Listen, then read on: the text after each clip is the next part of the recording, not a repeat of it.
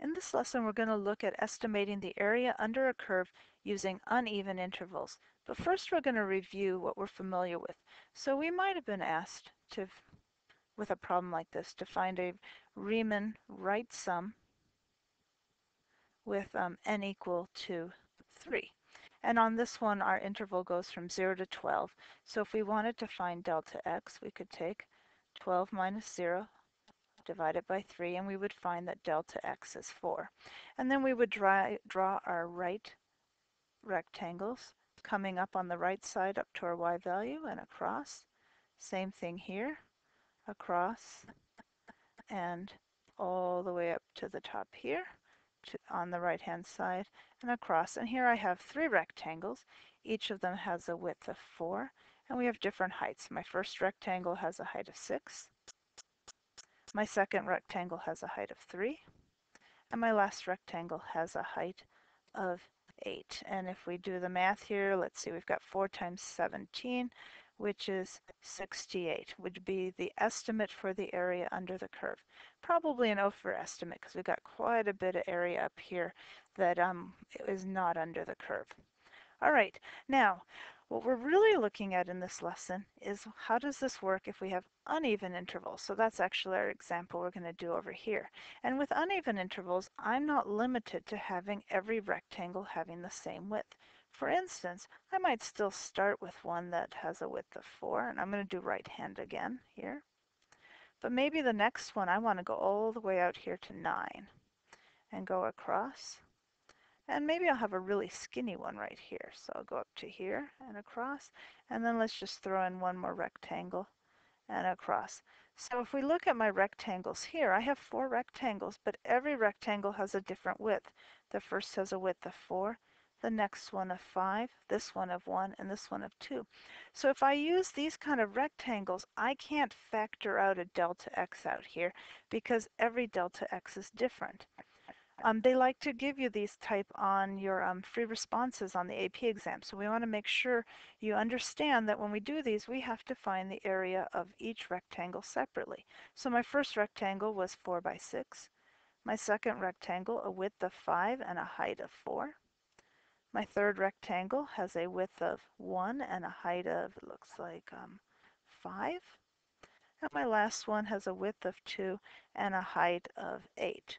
And so let's see, we've got 24 and 25 and 16. So it looks like 44 and 21 would give me 65 for my area. All right, so a fairly similar answer, although this looks like it might be a little bit better estimate. All right. Now, where these often come in is with a table of values. So let's take this situation where we've got the Space Shuttle Endeavour, and it was launched on a mission to repair a communication satellite, and we're given information about its velocity and at what time it had certain velocity. Now, you'll notice on this table we're not going up by the same amount every time. So let's answer this question. We're asked to use the data to estimate the height of the Endeavour 62 seconds after it launched. Now, I want to point out the incredible importance of reading what it asks for. 62 seconds. Here's 62 seconds right here. I'm actually never going to use the last row in my data. So it's important to pay attention to what was asked. So I don't even need this last row because it never asked me to that point. Okay, and we're supposed to get a good estimate. So here we go. Let's first consider the width of these different intervals. So my first interval has a width of 10. My next interval has a width of 5. The next one is 5. This one is 12. This one is, wow, 27. And the last one is just 3. So we can see the widths are all very different. I can notice here that my velocity function is an increasing function. So the velocity is increasing, which means that if I do a left-hand sum, that's going to give me an underestimate. And if I do a right-hand sum, that's going to give me an overestimate. And to get the best estimate from this information, one of the things I could do is simply find both and average them, and that would give me a very fine estimate. So that's what we're going to do. All right, so here we go. Our left-hand sum. Our first width is 10, and we're going to take the first number 0. Our next width is 5, and on that interval, we're going to take the first of the two y values, the 185. My next width is also 5, and that's this one, and I'm taking the first value, 319. My next width is 12, and again I take the first of the y values, 447, a width of 27 times 742, and lastly a width of 3 times 13, 25. And when I'm done with that, that answer came out to 31,893, and our units in this case is feet. Remember, when we multiply each rectangle, we're taking velocity times time, so we're taking feet per second for each rectangle times seconds. Seconds cancel, so each of these is feet, so my answer here is feet. All right, let's get our right-hand sum.